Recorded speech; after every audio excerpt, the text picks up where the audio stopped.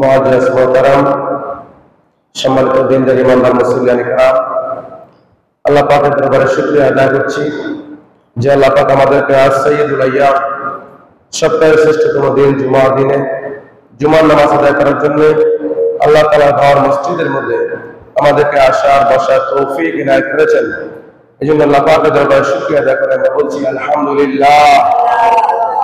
রব্বানা লাকাল হামদ হামদান কাসীরান তাইয়িবান মুবারাকান ফীহি ইয়া রাব্বি লাকাল হামদু কামা ইয়ানবাগি লিজালালি ওয়াজহিকা ওয়া আযীমি সুলতানিকা। আমরা মহান আল্লাহ পাকের দরবারে আরো শুকরিয়া জ্ঞাপন করছি যে আল্লাহ রাব্বুল আলামিন আমাদেরকে দুনিয়ার সকল কর্মব্যস্ততা থেকে অবসর করে, দুনিয়ার সকল ঝঞ্ঝা ঝামেলা থেকে হেফাজত করে, সকল অসার ক্রিয়াকলাপ থেকে বিরত রেখে সুস্থতার সাথে ঈমান ও আমলের সাথে তার মহান একটি হুকুম জুমার নামাজে আমাদেরকে আল্লাহ কবুল করেছেন, মসজিদ আসার তৌফিক দিয়েছেন। এই জন্য আর একবার শুকরিয়া আদায় করে বলছি আলহামদুলিল্লাহ।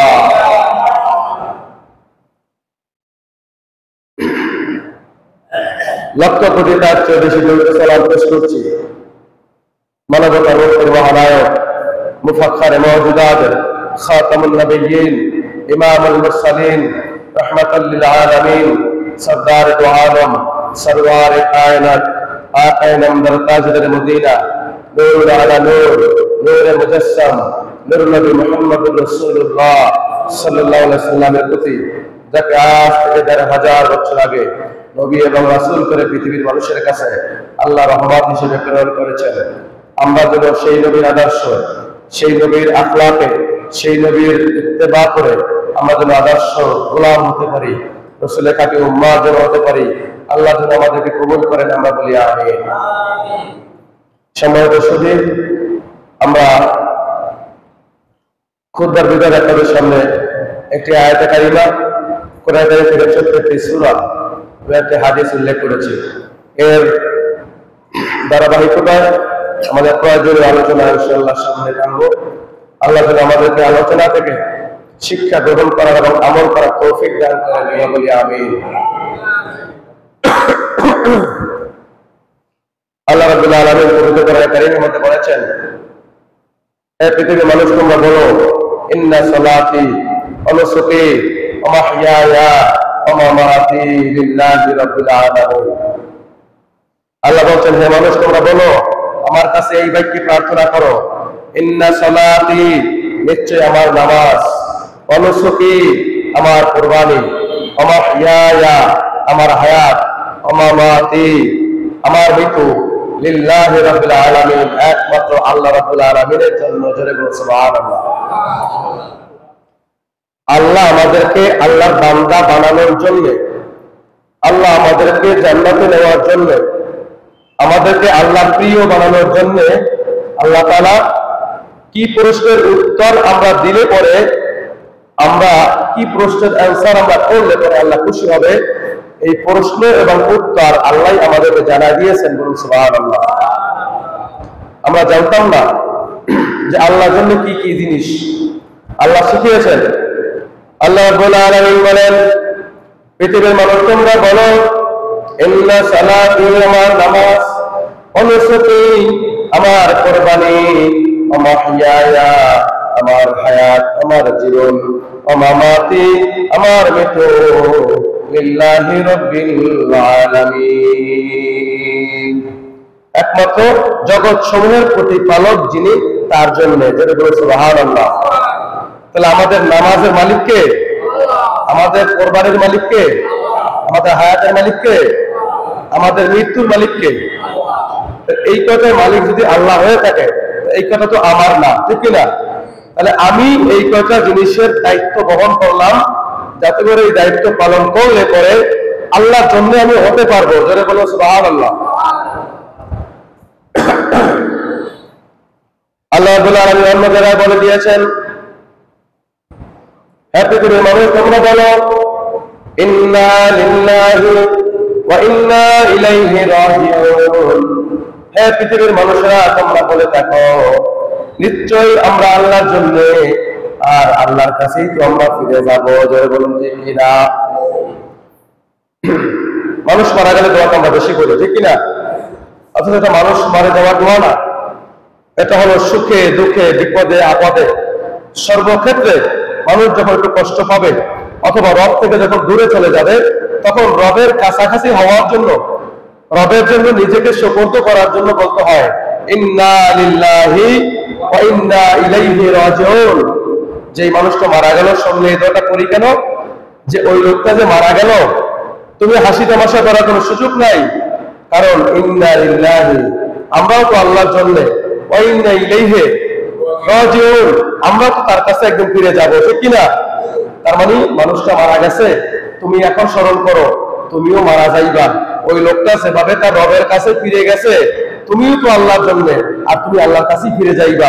এই কথাটা মনে করার জন্য একটা মানুষ মারা গেলে দোয়াটা করতে হয়, ঠিক কিনা? কারণ উনি যে মারা গেছে, উনি কিন্তু একদম শেষ হয়ে যায় নাই, উনি তার রবের কাছে চলে গেছে। তো আমরাও তো আল্লাহর জন্য। কেন আল্লাহর জন্য? আমার হায়াত আল্লাহর জন্য, আমার মওত আল্লাহর জন্য, আমার নামাজ আল্লাহর জন্য, আমার কোরবানি আল্লাহর জন্য, আমার সবকিছু আল্লাহর জন্য। তো আল্লাহর জন্য যেহেতু আমার, তা আল্লাহর জন্য যেহেতু আমি, তা ওয়া ইন্না ইলাইহি রাজিউন, সেই রবের কাছেই তুমি ফিরে যাবো। অর্থাৎ চিন্তার কোনো কারণ নাই, আল্লাহ তোমার কাছে আমরা আসতেছি। জোরে বলুন সুবহানাল্লাহ। ये हमसे मुसाफिर है कब्र के ठिकाना,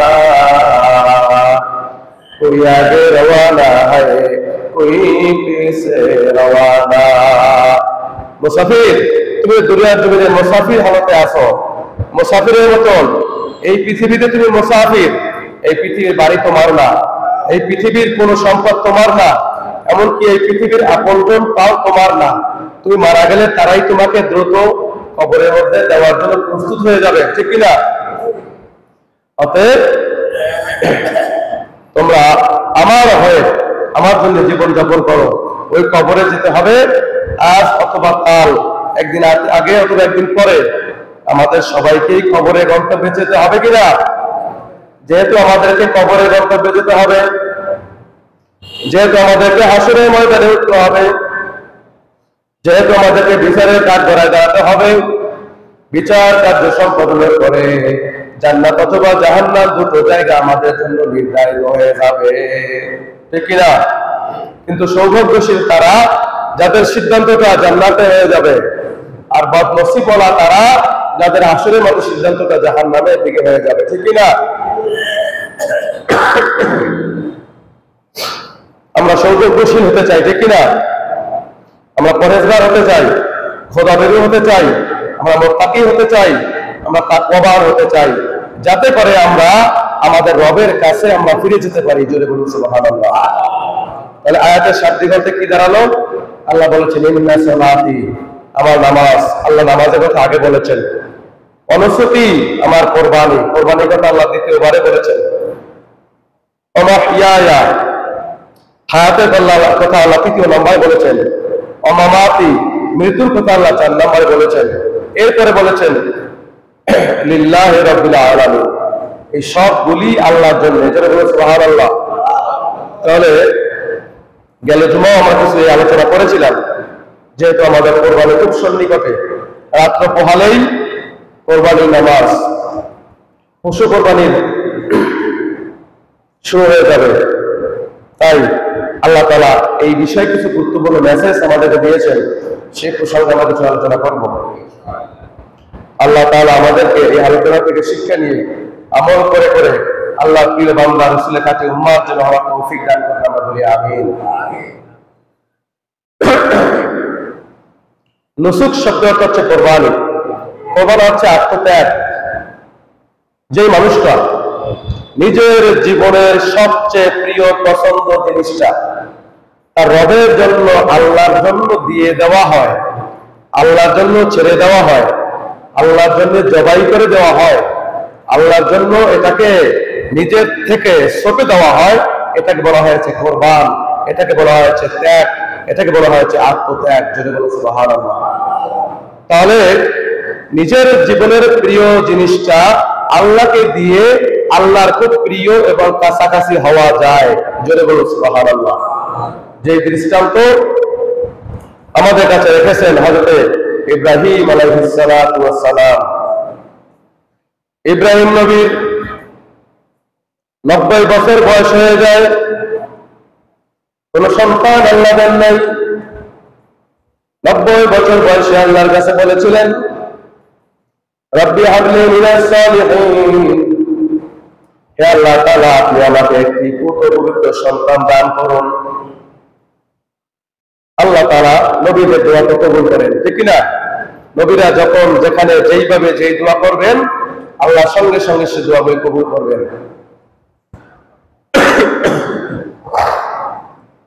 তো ইব্রাহিম নবী আল্লাহর কাছে 90 বছর বয়সে কি দোয়া করেছিলেন? রব্বি হাবলি মিনাস সালিহিন, আল্লাহ তুমি আমাকে একটি সৎ কর্মশীল সন্তান দান করো।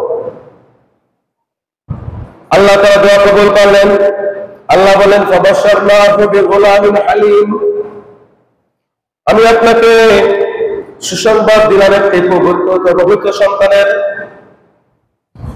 ইতিমধ্যে আল্লাহ তাআলা সন্তান দিয়ে দিলেন। সন্তানের বয়স যখন 7-8 বছর হয়ে গেল, আল্লাহ নবী ইব্রাহিম আলাইহিস সালাম সন্তানকে আদর করেন, ভালোবাসেন, লালন পালন করেন।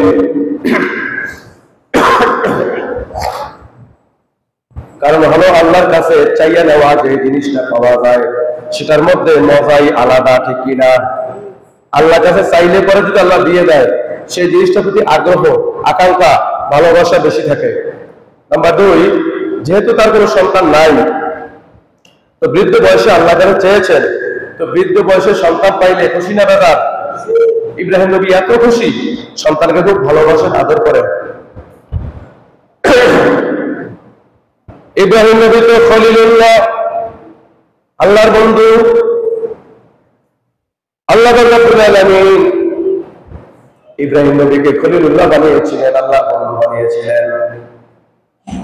ছোট্ট সন্তানকে কাছে পেয়ে আদর করে সন্তানকে লালন পালন করতেছেন, ভালোবাসতেছেন। এইগুলো দেখে ফেরেশতারা আল্লাহর কাছে বলতে লাগলেন, ইয়া রাব্বাল আলামিন, আপনার ইব্রাহিম তো এখন তার সন্তানকে আদর করেন, ভালোবাসেন, হয়তো তোমাকে এখন আর বেশি ভালোবাসেন না। ফেরেশতারা বলতেছেন, আল্লাহ এখন তোমার চেয়ে তার সন্তান ইসমাইলকে ইব্রাহিম নবী বেশি ভালোবাসেন। আল্লাহ বলেন, না ফেরেশতারা, এটা হতে পারে না। আমার বন্ধু খলিলুল্লাহ ইব্রাহিম আলাইহিস সালাম, তিনি আমার চাইতে আর বেশি ভালো কাউকে বাঁচতে পারে না। এটা কি বলেছে? আল্লাহ বলেছে। আল্লাহ বলছে, ফেরেশতারা পরীক্ষা করতে চাও? ফেরেশতা বলে, আল্লাহ হ্যাঁ, দেখতে চাই। আল্লাহ তাআলা ইব্রাহিম নবীকে অর্ডার করলেন। ইব্রাহিম আলাইহিস সালাম ফালাম্মা বালাগা মাহু সায়া ক্বালা ইয়া বুনাইয়া ইন্নী আরা ফিল মানাম আন্নী আযবাহুকা ফানজুর মাযা তারা। আল্লাহ স্বপ্নে ইব্রাহিম নবীকে বললেন, ইব্রাহিম তুমি তোমার প্রিয় বস্তুটা আমার জন্য কোরবানি করে দাও। তোমার সবথেকে যে প্রিয় বস্তুটা আমার নামে কোরবানি করে দাও। ইব্রাহিম আলাইহিস সালাম স্বপ্ন দেখার পরে পরের দিন 100 দুম্বা কোরবানি করে দিল আল্লাহর দরবারে। পরের রাতে আবার আল্লাহ স্বপ্নে দেখান, ইব্রাহিম তুমি তোমার প্রিয় বস্তু আমার নামে কোরবানি করো। তিনি তৃতীয় রাতে আবার 100 বাসা বাসা বড় বড় গরু জাতীয়, কেউ বলেছে মহিষ, কেউ বলেছে গরু, তার সেই মধ্যে একাধিক গরু আছে, তিনি জবাই করে দিলেন। তৃতীয় রাতে আবার স্বপ্নে দেখেন, আল্লাহ বলেন, ইব্রাহিম তুমি তোমার প্রিয় যে বস্তুটা আছে এটা আমার নামে কোরবানি করে দাও।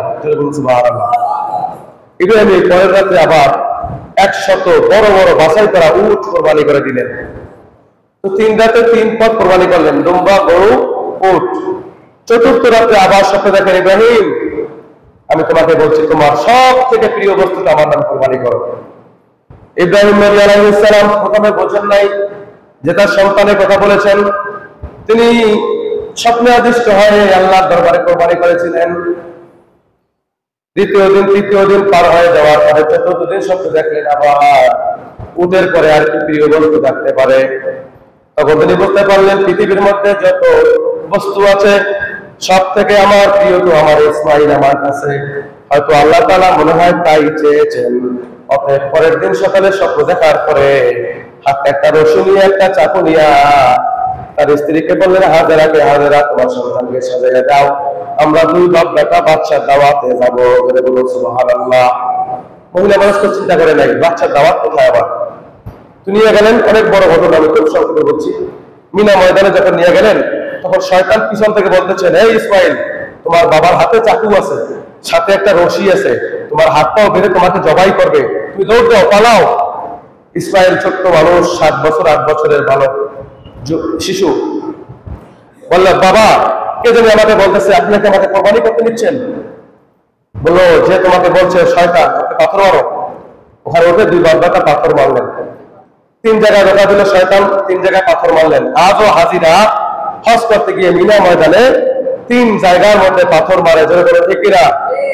এরপরে অনেক বড় ঘটনা, ইব্রাহিম আলাইহিস সালাম তার সন্তানকে কাঁধ করে শোয়াইয়া জবাই শুরু করে দিলেন। আসমানে ফেরেশতা তাকিয়ে রয়েছে ইব্রাহিম নবীর আত্মত্যাগ দেখার জন্য, মনে আছে? আল্লাহ পাককে বলছিলেন ফেরেশতারা, আল্লাহ ইব্রাহিম তো এখন ইসমাইলকে পেয়ে তোমার চেয়ে বেশি ভালোবাসে। আল্লাহ বললেন, না, ইব্রাহিম কখনো আমার চেয়ে আর কাউকে বেশি ভালোবাসতে পারে না। পরীক্ষার জন্যই তার প্রিয় বস্তু কোরবানি করার জন্য আল্লাহ স্বপ্নে বললেন। ইব্রাহিম আলাইহিস সালাম তার সন্তান ইসমাইলকে মিনা ময়দানে চিৎ করে শোয়াইয়া চাকু যখন চালাতে শুরু করলেন, চাকুতে ধরে না। ইব্রাহিম প্রচন্ড আঘাতে পাথরের উপর চাকু দিয়ে আঘাত করলেন, পাথরটা কেটে 2 টুকরা হয়ে গেল, কিন্তু ইসমাইল জবাই হচ্ছে না। দ্বিতীয়বার তৃতীয়বার ট্রাই করার পরে আকাশের ফেরেশতারা অবাক হয়ে গেছেন, আল্লাহকে বলতেছে, আল্লাহ এই দৃশ্য দেখতে চাই না, নিশ্চয়ই তার বাবা ইব্রাহিম সন্তানকে জবাই করে ফেলবে। আল্লাহ, আমরা দেখে ফেলেছি ইব্রাহিম তার সন্তান ইসমাইল থেকে তোমাকে বেশি ভালোবাসে। ধরে বলছে সুবহানাল্লাহ। এই কথা বলার পরে জিবরাইল আলাইহিস সালাম জান্নাত থেকে একটা দুম্বা এনে ইসমাইল নবীর চাকুর নিচে শোয়াই দিলেন। ইব্রাহিম নবী তো চাকু চালাচ্ছেন, হঠাৎ করে জবাই হয়ে গেল, রক্ত প্রবাহিত হয়ে গেল। পাশের থেকে আওয়াজ আসলো, আল্লাহু আকবার, আল্লাহু আকবার, লা ইলাহা ইল্লাল্লাহু, আল্লাহু আকবার, আল্লাহু আকবার, লিল্লাহিল হামদ। চোখ চোখ করে দেখেন ইব্রাহিম নবী যে ইসমাইল পাশে শোয়ানো একটা জান্নাতি দুম্বা জবাই হয়ে গেল। তখন তিনি আল্লাহ তাআলা দোয়া করলেন, আল্লাহুম্মা তাকাব্বাল কামা তাকাব্বাল মিন্নি ইন্নাকা আনতাস সামিউল আলিম। আল্লাহ, তুমি আমার এই কোরবানি কবুল করেছো। আল্লাহ, আমি তোমার কাছে চাই তুমি আমার সকল নেক আমলগুলি কবুল করো। জোরে বলো সুবহানাল্লাহ।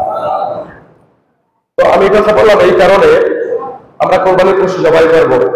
যারা কোরবানির পশু ক্রয় করেছেন, উদ্দেশ্য তো একটাই, যে আমি আমার রবের জন্য এই পশুটা কোরবানি করে দেবো, ঠিক কিনা? ওই দিন যদি ইসমাইল জবাই হয়ে যেত, তাহলে সন্তান বাবার হাতে সন্তান জবাই হওয়ার কথা চালু হয়ে যাইত। কিন্তু আল্লাহ বলছেন, অফাদাইনাহু বিযিবহিল আযীম, আমি একটি পশু কোরবানির বিনিময়ে পৃথিবীর মানুষদেরকে সন্তান জবাই করা থেকে বাঁচায়া দিলাম। জোরে বলো সুবহানাল্লাহ। তাহলে আল্লাহ পশু কোরবানির বিনিময়ে সন্তান জবাইয়ের কথা উৎখাত করে দিয়ে, পশু জবাইয়ের কথা চালু করে দিয়ে বুঝিয়ে দিলেন, তোমরাও আমার ইব্রাহিমের জন্য প্রতি বছর হজ্জের মৌসুমে তোমরা তোমাদের পছন্দ মতো একটা পশু ক্রয় করে আমার জন্য কোরবানি করে দাও। জোরে বলো সুবহানাল্লাহ। লাভ কি হবে? যেই পশু তুমি কোরবানি করবা, সেই পশুর পিঠে চড়ে তুমি 30,000 বছরের পুলসিরাতের পোলটা তুমি দ্রুত গতিতে বিদ্যুতের ন্যায় তুমি পার হয়ে যেতে পারবে। জোরে বলো সুবহানাল্লাহ।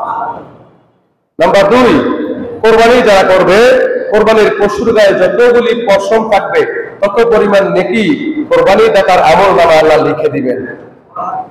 নাম্বার 3, কোরবানির পশু জবাই হয়ে যাওয়ার রক্ত মাটিতে পড়ার আগে আল্লাহর দরবারে কোরবানিটা কবুল হয়ে যায়। জোরে বলো সুবহানাল্লাহ।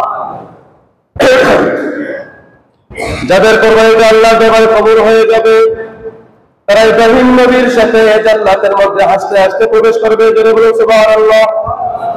জান্নাতের মধ্যে ইব্রাহিম নবীর সাথে তিনি থাকবেন, আর ইব্রাহিম নবীর সাথে তিনি আলোচনা করবেন যে, বাবা ইব্রাহিম, মিল্লাত আবিকুম ইব্রাহিম, আপনি তো আমাদের মিল্লাতের প্রতিষ্ঠাতা, আপনি তো আমাদের ইসলাম ধর্মের প্রতিষ্ঠাতা, আপনি আমাদের মুসলিম জাতির প্রতিষ্ঠাতা।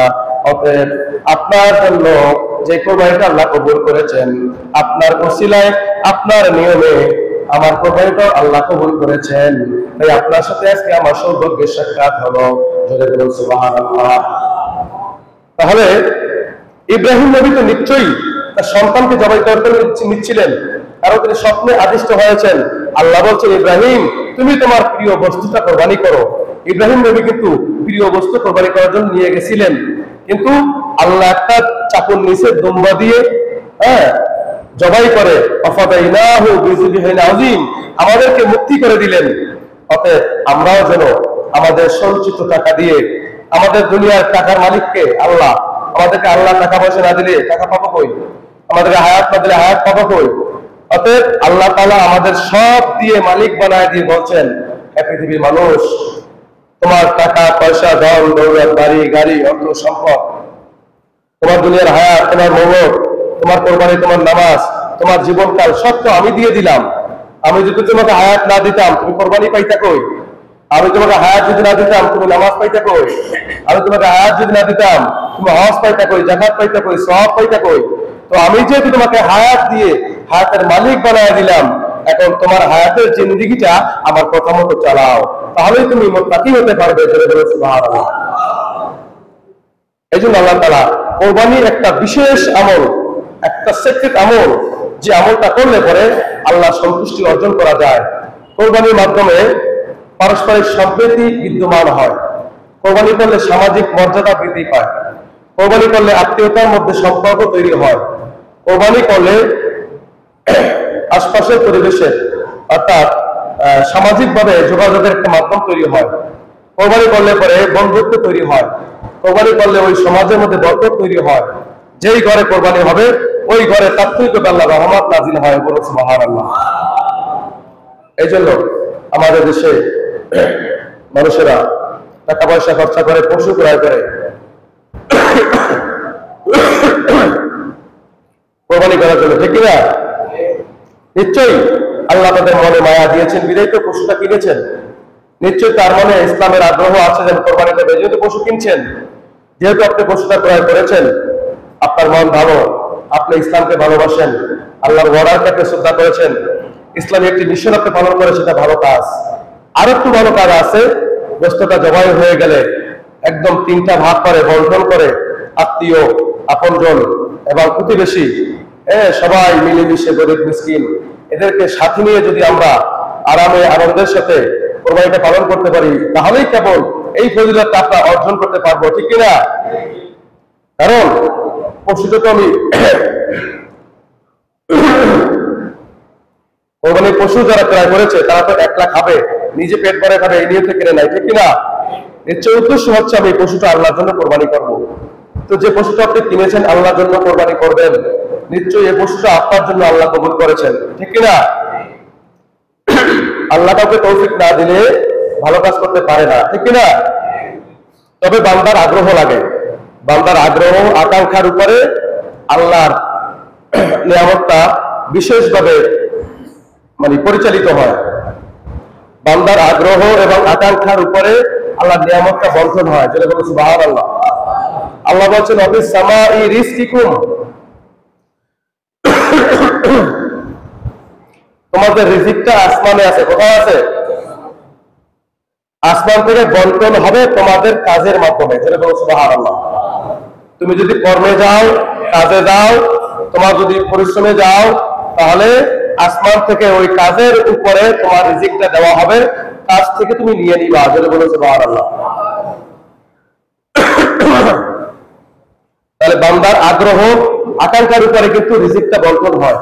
আপনার যদি আগ্রহ থাকে, আল্লাহ এই বছর আমি কোরবানি করব, আল্লাহ তুমি আমাকে একটা পশু ক্রয়ের তৌফিক দাও, আল্লাহর কাছে চাইলে আল্লাহ দিতে পারে, এটা বিশ্বাস হয়?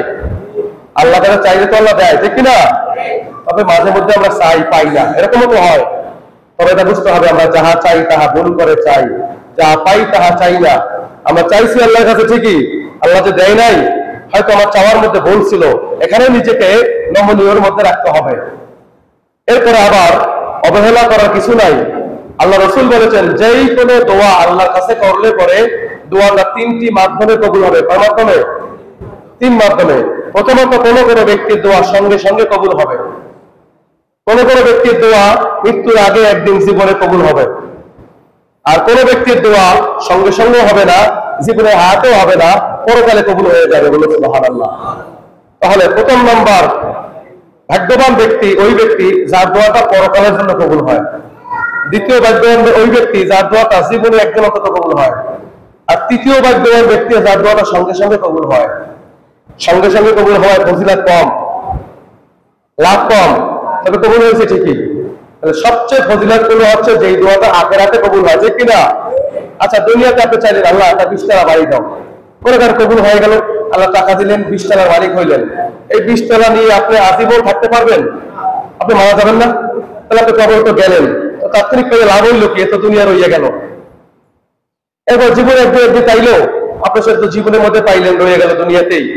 কিন্তু পরকালের পাওয়াটা চিরস্থায়ী পাওয়া, যেটা বলো সুবহানাল্লাহ। পরকালের পাওয়াটা জান্নাতি পাওয়া, পরকালের পাওয়াটা আল্লাহর সাথে সাক্ষাতের পাওয়া, যেটা বলো সুবহানাল্লাহ। কারণ পরকালের দোয়াটা কবুল হলে আমি জান্নাতে যাব, জান্নাতে গেলে রবের সাথে দেখা হবে, রবের নিয়ামত পেয়ে যাব, নবীদের সাথে দেখা হবে, ওলিদের সাথে দেখা হবে, সিদ্দিকদের সাথে দেখা হবে, সালেহিনদের সাথে দেখা হবে, নেককার বান্দাদের সাথে দেখা হবে, আল্লাহ নিয়ামতের মধ্যে থাকা হবে, বলো সুবহানাল্লাহ। তাহলে কোরবানির পশু আমরা যারা করবো, আল্লাহ আমাদেরকে তৌফিক দিয়েছেন কোরবানি করা, তাহলে আমরা আমাদের কোরবানির পশুর গোশতটা 3টা ভাগ করবো, পারবো না ইনশাআল্লাহ? আমাদের সমাজে, আপনাদের এই অঞ্চলে বিশেষ করে, বাংলাদেশের সব জায়গায় নাই, এই অঞ্চলে একটা প্রথা আছে যে 3-এর 1 অংশ মসজিদ কমিটি বা সমাজবাসী মিলে এক জায়গায় জমা করে। এটা ভালো কাজ, এটা শরীয়তি মাসালা না হলেও সামাজিক মাসালা অত্যন্ত ভালো কাজ, তবে শরীয়তের বাহিরেও নয়, কথাটা বুঝবেন। ইসলাম বলেছে গোশতের ভাগ 3টা করা মুস্তাহাব। কয়টা? 1 ভাগ নিজের জন্য রেখা, আর 1 ভাগ আত্মীয়র জন্য রাখা, আর 1 ভাগ গরিব মিসকিন অসহায়দের জন্য রাখা। তাহলে আপনাদের সমাজের নিয়মটা হলো যে আমাদের যে 3 ভাগের 1টা ভাগ আমরা যে আমাদের বিলিয়ে দেবো আত্মীয় স্বজন বা গরিবদেরকে, অতএব একজনে একজনে বিলাইলে কেউ পাবে, কেউ পাবে না, কেউ বেশি পাবে, কম পাবে।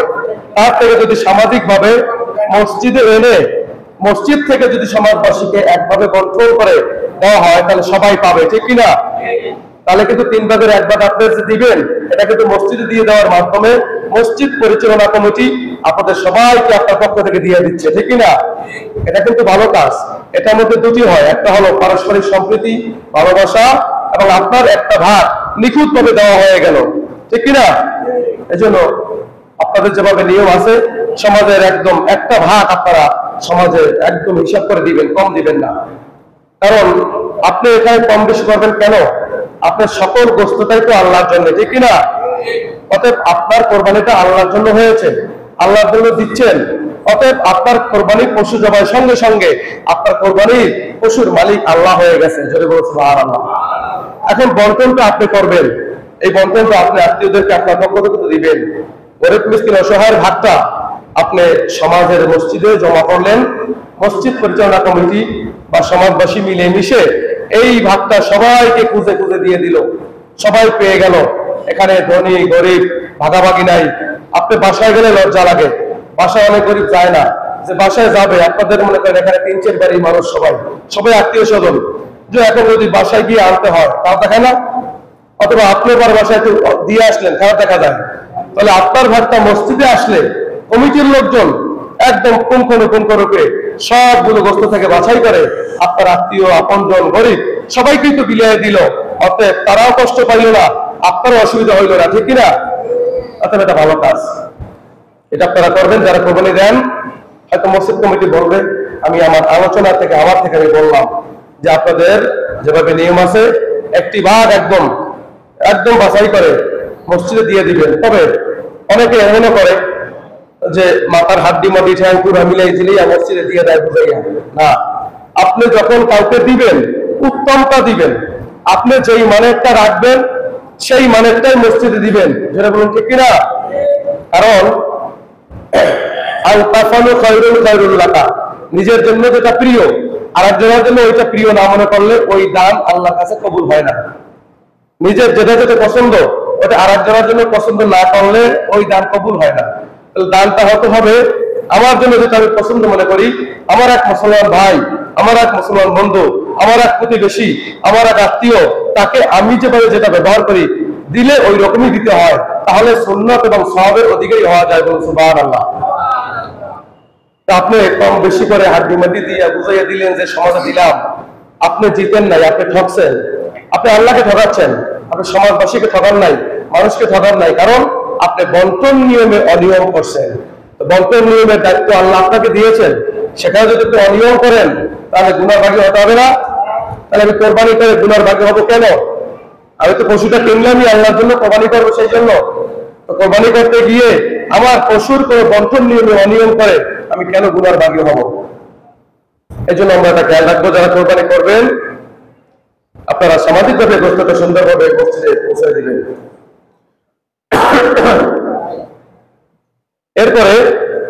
এরপরে আপনার কাছে যে গোষ্ঠটা আপনি বাসায় রাখবেন, এটা অনেকে ফ্রিজিং করে রাখে। কি দরকার? আপনার তো টাকা পয়সা আছে, আপনি তো আবার টাকা পয়সা দিয়ে কিনে খেতে পারবেন। কোরবানির সময়টা কোরবানির তাজা গোশত আত্মীয় স্বজন আপনজনদেরকে দিয়ে খাওয়ায় কি আনন্দ জানেন? আল্লাহ নবী বলেন, কোন মানুষ যদি আপনজন আত্মীয় স্বজনদেরকে ডেকে এক মুঠো খাবার তার মুখের মধ্যে দিয়ে দেয়, আল্লাহ পাক রব্বুল আলামিনের আরশের মধ্যে আনন্দের হিল্লোল বইতে থাকে। আল্লাহ বলতে থাকে, দেখো আমার বান্দা তার সম্পদ থেকে তার আপনজন, তার আত্মীয় স্বজন, তার বন্ধু বান্ধব, তার প্রতিবেশী, গরিব মিসকিন অসহায় লোকদেরকে খাওয়ানোর ব্যবস্থা করলো। আমি আল্লাহ তাআলা ওই বান্দাকে জান্নাতের খাবারের জন্য ব্যবস্থা করে দিব। বলুন সুবহানাল্লাহ। তাহলে কোরবানির গোশতটা আমরা ফ্রিজিং করে না রেখে আমরা আত্মীয় স্বজনদেরকে নিয়ে খাবো, ঠিক কিনা? কারণ আমি আগেই বলেছি, আপনি কোরবানির সময় বলেছেন, আল্লাহ শিখিয়ে দিয়েছেন, ইন্না সালাতি ওয়া নুসুকি ওয়া মাহইয়ায়া ওয়া মামাতি লিল্লাহি রাব্বিল আলামিন। আল্লাহ শিখিয়ে দিয়েছেন, আপনি বলেন নিশ্চয়ই আমার নামাজ, আমার কোরবানি, আমার হায়াত, আমার মওত আল্লাহর জন্য। তো আপনার কোরবানি তো আল্লাহর জন্য, কোরবানি গোশত তো আল্লাহর জন্য, বন্টনও আল্লাহর জন্য, সবকিছু আল্লাহর জন্য হবে। অতএব এখানে আমার জন্য কিছু হবে না, ঠিক কিনা? অতএব আর কোরবানি যারা দিতে পারেন নাই, নিয়ত করবেন, আল্লাহ তুমি আমাকে কোরবানি দেওয়ার তৌফিক দাও। কোরবানি বহুত একটা নিছক ফজিলতের কাজ। আপনারা অনেক সময় বাসা বাড়ির জন্য অনেক কিছু ক্রয় করেন, অনেকের টার্গেট থাকে যে আগামী বছরটা ঘর করব, আগামী বছরটা বাড়ি করব, আগামী বছর এই কাজটা করব। আপনি এই বছর কোরবানি দিতে পারেন না, নিয়ত করে রাখেন আমি আগামী বছর কোরবানি করব, আল্লাহ আপনাকে কোরবানি করার তৌফিক দিবেন, বলেন ইনশাআল্লাহ। কারণ নিয়ত করে বরকত হয়। আপনি যদি মাসে ওয়াইফাই বিল, কারেন্ট বিল, ডিশ বিল, এইগুলি যেই টাকার পরিমাণ দেন, এই প্রত্যেক মাসে আপনি 500 টাকা জমা করেন এই বছর থেকে, যে আল্লাহ এই বছর জিলহজ থেকে প্রতি মাসে আমি 500 টাকা জমা করলাম, আগামী বছর কোরবানি করবো, দেখবেন আপনার কোরবানি আল্লাহ কবুল করবে। জোরে বলুন সুবহানাল্লাহ। আপনি তো আগাই যেতে হবে আল্লাহর কাছাকাছি হওয়ার জন্য। আল্লাহর কাছাকাছি যাওয়ার জন্য কোনো প্রসেস করতে হবে। আল্লাহ আপনার প্রসেসিং এর উপরে, আপনার নিয়তের উপরে আল্লাহর বন্ধনটা নাজিল করবেন। বলুন সুবহানাল্লাহ। তাহলে এই হলো কোরবানি। কোরবানি একমাত্র আল্লাহর জন্য, যেটা ইব্রাহিম আলাইহিস সালাম আমাদেরকে শিখিয়ে দিয়েছেন। আজকে যে রাতটা আসতেছে এটা ইবাদতের রাত। যারা এই রাতে ইবাদত করবে তারা শবে কদরের রাতে ইবাদতের সওয়াব পাবে। আল্লাহর কাছে 2 ঈদের রাত অনেক প্রিয়। 2 ঈদ অর্থাৎ আগামী ঈদ তো আমাদের কোরবানির ঈদ নাকি? আজকে যে রাতটা আসতেছে এইটা হচ্ছে ঈদুল আজহার ঈদের রাত। এই ঈদের রাতে যদি কেউ ইবাদত করে আল্লাহ পাক রব্বুল আলামিন তাকে শবে কদরের রাতের পরিমাণ সওয়াব দান করবেন। বলুন সুবহানাল্লাহ। আগামীকালকে যারা মাসালা হলো ঈদুল আজহার নামাজের আগে বাসার থেকে কিছু না খাইয়া আসা সুন্নাত, কিছু না খাইয়া আসা সুন্নাত, কোরবানি করার পরে খাওয়া দাওয়া করা সুন্নাত। আর ঈদগাহের মাঠে ডান দিক থেকে, রাস্তার ডান দিক থেকে আসতে হবে, তাকবীর দিতে আসবেন, আল্লাহু আকবার, আল্লাহু আকবার, লা ইলাহা ইল্লাল্লাহু, আল্লাহু আকবার, আল্লাহু আকবার, লিল্লাহিল হামদ। এটা প্রত্যেক ফরজ নামাজের পর পড়তে থাকবেন। 13 জিলহজ আসর পর্যন্ত, মঙ্গলবার আসর পর্যন্ত এটা পড়তে থাকবেন। আর কোরবানি 3 দিন, আগামীকাল কোরবানি, পরের 3 দিনে কোরবানি। আগামীকাল হচ্ছে প্রথম ফজিলতের দিন, এরপর দ্বিতীয়, তৃতীয়, এরপর চতুর্থ দিন। তার মানে কোরবানি আরো আগামীকাল ছাড়াও আরো 3 দিনের মধ্যে জবাই করা যায়। তার মানে বছরে 5 দিন রোজা রাখা হারাম। 2 ঈদের 2 দিন আর কোরবানির পরে 3 দিন, এই 5 দিন রোজা রাখা হারাম, কারণ এই 5 দিন হচ্ছে ঈদ। জোরে বলুন সুবহানাল্লাহ। তাহলে আমরা যারা কোরবানি করবো, মাসালা আমরা বললাম, কোরবানির গোশত আপনারা সুন্দরভাবে বন্টন করবেন। আর সবাই সামাজিক যে আপনাদের বেতন ধার্যটা আছে আপনারা আগে আগে দিয়ে রিসিপ্টটা দিয়ে নেবেন। কোরবানির দিন যদি আপনারা সবাই হইহুল্লোড় করেন, টাকার ব্যস্ততা, লেখার ব্যস্ততা, ঝামেলা হয়ে যায়। এই জন্য আপনারা আজকের মধ্যেই আপনারা সামাজিক বেতনটা দিয়ে রিসিপ্টটা নিয়ে নেবেন এবং আগামীকালকে কোরবানির জন্য সবাই প্রস্তুত থাকবেন এবং ধৈর্যের সাথে আল্লাহ যেন আমাদের কোরবানিগুলো কবুল করে, আমরা বলি আমিন। আমাদের সমাজবাসী কমিটি আমাদের আপনাদেরকে যেভাবে নির্দেশনা দিবেন আপনারা মানবেন, কারণ একটা সমাজ পরিচালনা করতে গিয়ে কিছু নিয়ম নীতি মেনে চলতে হয়, তার মধ্যে বরকত আছে, শান্তি আছে এবং সেটার মধ্যে সমাধান আছে, ঠিক কিনা? অতএব আল্লাহ তাআলা আমাদের এই আলোচনা, আমাদের কোরবানি, আমাদের হজ, আমাদের সকল ইবাদতগুলি যেন কবুল করেন, আমিন। আখির দাওয়ানা